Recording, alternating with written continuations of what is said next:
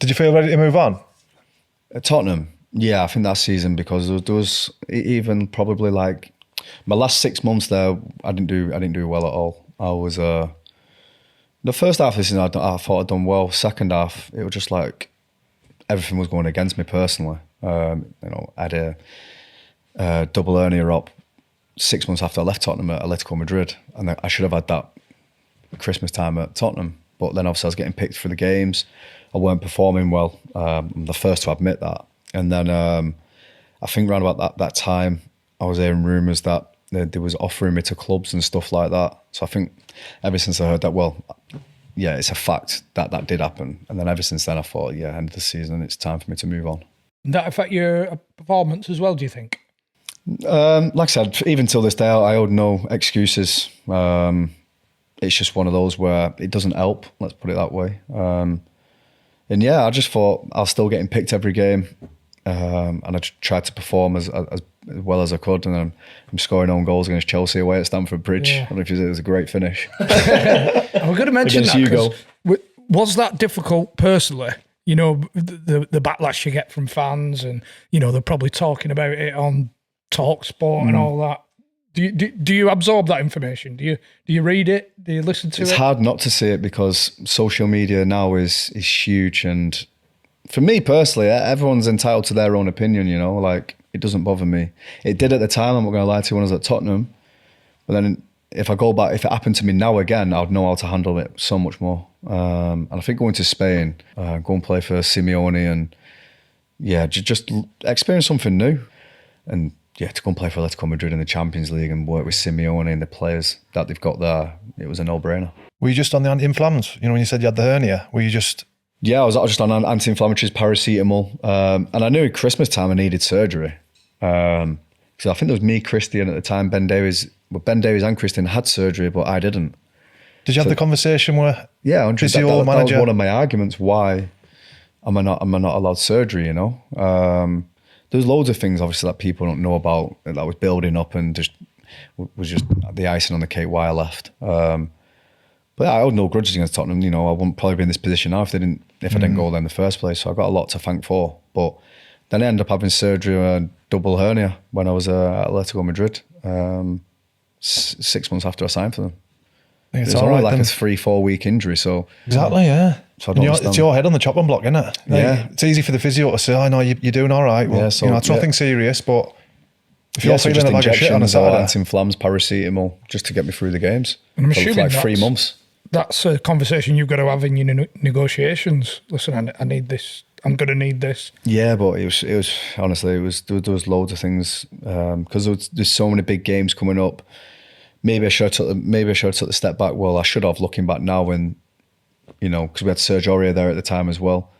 But it's not my fault if I'm getting picked, but I should have took a step back and said I'm not fit enough to play. Yeah. But because it's like quarter of the Champions League final and semi-final of Champions League, it's like, so that's where I was a bit selfish. It's that personal drive as well. Yeah. You want to play in them games. So did they pick up on your medical? Sorry? Did they not pick up on your medical? Did you have the conversation no, we before had to you signed? But to be fair, it was weird though, because when I went to Madrid, I felt fine. I had a good pre-season, and then I had no problems. But then after about 3 months, when I was there, 4 months, it started creeping up, having problems with my groins and stuff. And then it was actually in Saudi, I think it was in Saudi Arabia. They have like a little cup every year. Like there was those Barca and Real at the time, and Betis.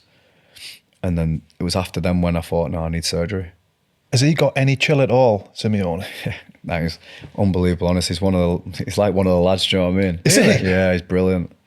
For some reason, I thought we were going to be adding to the shit list. You know, no, Wesley, Steve Evans, Simeone. But no, you'd love him. You'd absolutely love him. He's unbelievable. It's like a mafia boss, doesn't he? Honestly, you won't mess with him. Everything about him, you know, his training, you know, he's just like you were talking about before, in the sense of players that are not playing. It was unbelievable, and you don't realise the pressures of playing for that club was when the pressure was incredible. There's loads of times when the fans, the ultras, as they say, we was playing Real Madrid, my first Madrid derby, and was having dinner, and then we had to go and stand outside. Obviously, I didn't know what was going on, and all of us were there. There was the manager, the president, everyone. And there's one guy on this tannoy when you had to stand there and listen to him for about 15 minutes, basically, like, because me and a few more signings was more directed at us, you know, what it means to play for Atletico Madrid, and you better die for the shirt and stuff like this. And there was a good 10,000 of them. So it was, yeah, and you've got to listen to this. Yeah, you got to listen to this Nigel guy. from pub. You know what I mean? You got to listen to him. Yeah, you got to listen to him for like 10 minutes, and you were just. Obviously, I didn't know Spanish then, and it was like Just nodding. yeah, just nodding like yeah, sticking my thumbs up at him. So that was. It's good, this lads, isn't it? It's good. So that was intimidating a little bit, yeah, but yeah, it was good. He just looks like somebody that will get you motivated, you know, Yeah. before a game and that. He's the most passionate manager I've ever played for, 100%. There's nobody that comes close. He was that passionate, and yeah, just the way he like runs La Liga and the club itself, Atletico Madrid, is you know he's the boss. You know, like you just can't win with him.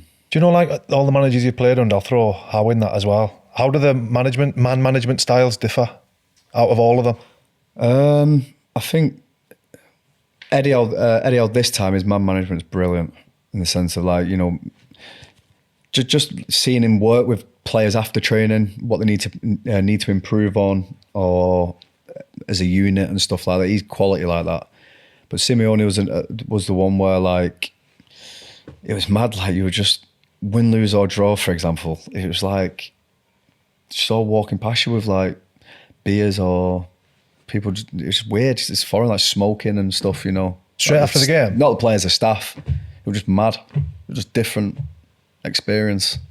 No, Good to win it. He was Imagine a good. fan, if he's your manager, like, manager of No, your team, absolutely class. But when you're seeing him, like, and I needed to improve my defending. And when I was there, to be honest with you, he worked with me for hours on my own.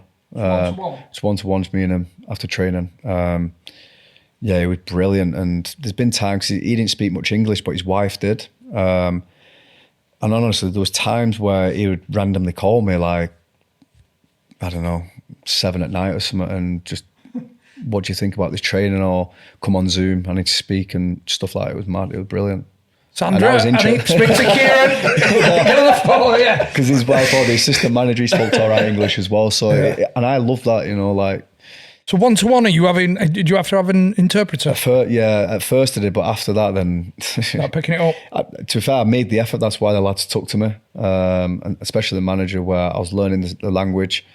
After, yeah, it was just like. Fluent now. Yeah, fuck it, everyone's trying to speak to me in English. So it worked out Pissing perfect it for wind me. beer. So it's brilliant with me. Everyone's trying to speak to me in English, and then, but on the pitch, the football does the talking. You know, Yeah. you sort of know what he wants you to do. Do you know, like, when you move into clubs at that level, do you have to get a feel? Because, like, we signed whenever fucking anybody wanted us, didn't we? Yeah. Like, oh, Donny's coming, or Preston's coming, oh, I'll sign there then. No, it was more like would my family enjoy it? So I was speaking to players who played in Spain, like Toby Alderweireld was at Atletico Madrid as well before he went to Southampton. So I spoke to him about the club. Would my family like it? And to be fair, everybody spoke so positive about the club. So I just thought, I'll just go for it. Just don't look back. How did you adapt to the different style of player? Yeah, it was tough at first because obviously Simeone's teams are more, you know, I played in plenty of games for him where we've gone 1-0 up after 15 minutes and we try and shut shop. You know what I mean? It was. Is that what he? If you're playing big teams, like if we was playing like Real Madrid, Barca or Champions League, if we went 1-0 up, he'll try and shut up shop straight away. He'll take an attacker off and just go to a 5 at the back. Does he work on it in training? Like, Yeah. There's loads of times where we're 1-0 up and in training and it will just change formation or, yeah, as you would do if you're 1-0 down or something, or tactical fouls and, you know, killing time. When we played Liverpool, play at Anfield and at home, we tried to frustrate them. They're just so clever like that abroad. There's foreign players about killing time and it winds us up, doesn't it? yeah, As England, winding like. up players and stuff. It's just mad. Like, and Simeone, they all thrive off it. It's crazy. Who do you get on with most in that Madrid dressing room? I think Costa was up there. Yeah, good lad. Yeah, great guy. He looks like he could crack. I reckon he's flicking lights off. Yeah. He's going into dressing room. No, he was brilliant. And Marcos Llorente, that's who I had a great relationship with on the pitch. Yeah. That was a season where he was unbelievable. We had a great relationship together, us two. Is he a different lad when he crosses that white line, Costa? Yeah. Yeah, it's there's loads of times when he just got substituted on and then just elbowed someone and got a yellow card just to let him know it was there. You know, he was. That's class. I like him. No, it was brilliant. It was one of those where you definitely want him on your team. It was good around the place for the lads having banter and keeping the spirits up and stuff when things weren't really going too well. It was really good. It was unbelievable. Did he do that stuff in training? Would he elbow lads in training and stuff? Or you know what? People might not realise it, but he worked so hard in training. He was proper professional in that sense. But he would just do daft stuff where, he would just like get a digger or something, or one of the tractors that groundsmen fly around on, and just fly around the training ground on it, or just like he's right to be all straight, isn't he, Chris? Yeah, I like him. Oh, it was just brilliant. It was just brilliant to have in the dressing room.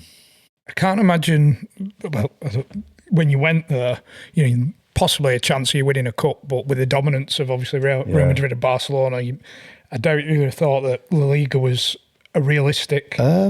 Not really. I just went there just to the culture, different league, just enjoy my football again. Yeah. But then when we signed Suarez, that's when you knew at the start of the season you're going to do something there, because he was hungry because by the way he left Barcelona.